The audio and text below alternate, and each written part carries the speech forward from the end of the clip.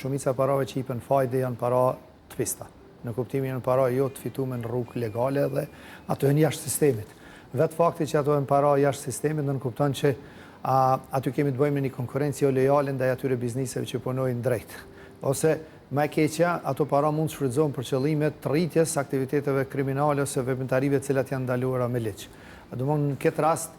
qeveria përveç po e them edhe një herë përveç veprimeve ndoshta represive me ashpërsu masat ose me ashpërsu me bë dhe ndryshimin e prap ligjit ose trajtimit si vepër penale ku dënohen më ashpër për këta njerëz që japin fajde, se unë prapë them më shumë po e quaj viktima këta që shkojnë me marr fajde se sa që janë palë në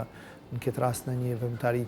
Po duhet të them viktima, sepse prapë e përsëris, nëse kishin me pas një zgjidhje tjetër, ai përpara do të shkonte në bankë se sa të shkonte me marrë te fajdexhi, sepse gjithmonë bankat janë më të lira se sa fajdet. Por qeveria mundet me bë edhe veprime tjera. Nuk mjafton vetëm edukimi, qeveria do duhet me hapë edhe më shumë tregun bankar, do duhet me gjetë metoda qysh me bë më atraktive, me ardhur më shumë banka tjera në Kosovë dhe me thith kapital të frest financiar për vendeve të jashtme, me qëllim që me qenë gjendje ju përgjegjë kërkesave të qytetarëve ose të bizneseve. Por gjithmonë kuptohet, po i referohem asaj që këto kërkesat të kenë arsyeshmëri, sepse edhe bankat në rast se e refuzojnë dikon për t'i dhënë kredi, me siguri ato kanë bërë një vlerësim se ajo kompani nuk është në gjendje me kthy atë kredi ose për shembull nuk e ka faktikisht gjendjen e vet financiare përshtatshme për me besu për me dhënë kredi.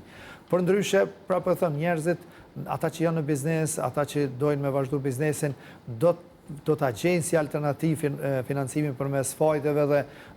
këtë është nështë me dhonë apele në media, pavarësisht që s'po du me nënçmuat vlerësim drejtorit policisë, ajo është vetë vlerësim i drejtë, kështu real, sinqert, por këtu duhet me marrë veprime. Kur tham veprime, gjithmonë po referohem asaj që duhet me pas një hetim më detaj ndjekjes rrugës paras. Për shembull, për me ardhe i të gjetja më saktë e krimit, duhet me ndjek rrugën e paras. Ndiqe parana dhe shkon te ajo. Sepse këtu jemi të folë për shumë të më parash, edhe njerë po them. Nëse u përmendën industria automobilave, unë për shembull kam dëgju këto, mund të jenë vetëm fjalë,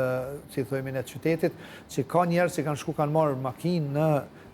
kompanitë të caktuara me fajde, e ka shit atë makinë me gjysmë çmimi me qëllim që ato të holla mi përdor për me kryer një obligim tjetër diku tjetër. Domthonë këto njerëzit edhe njerë po e them, e bëjnë nga zori, e bëjnë nga detyrimi, jo pse njerëzit do të ishin ose kur thon njerëzit po i referohen në bizneseve, kuptohet, po pronarët e bizneseve, jo pse fajtja është zgjidhja më e mirë, domthonë nuk është që ata nuk e dinë këtë, unë besoj këtë. Por thjesht kjo po tregon që në sistemin tonë bankar ne akoma kemi vend për misim, domethënë do të më gjetë metodën se qysh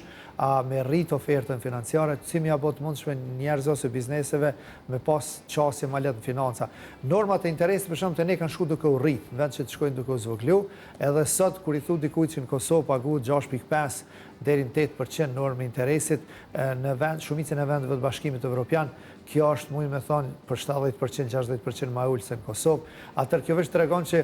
edhe po ta marrësh në bankë një kredi në këtë rast me inflacionin që është, me problemet të